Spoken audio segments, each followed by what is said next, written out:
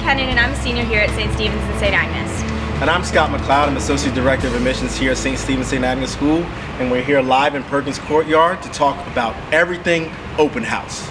So we're going to break it down with our top 5 favorite highlights from the event. At number 5 are our class sessions. Did you know that you can forecast the weather in outer space? I didn't, but that's what we learned from our class session taught by Mr. Romano.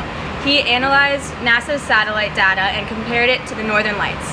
Overall, there are 10 different sessions, ranging from app development to Spanish. There's something here for everyone.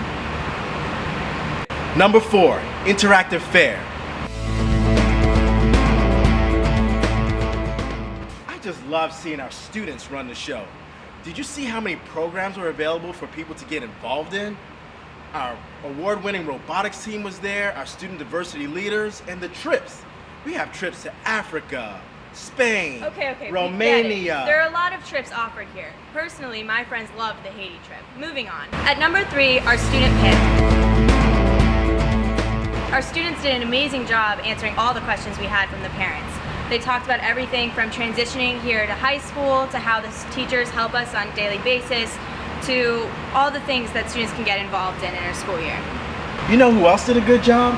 The parents. They come in at the number 2 spot. We turn the tables on them and put them in math class. Did you know that we have over 16 classes ranging from Algebra 2 to BC Calculus to AP Statistics? Of course I did. I've been here since kindergarten. It's like a second home here. I don't need to tell you how awesome our students are. The students speak for themselves, which brings us to our number 1. Admissions ambassadors.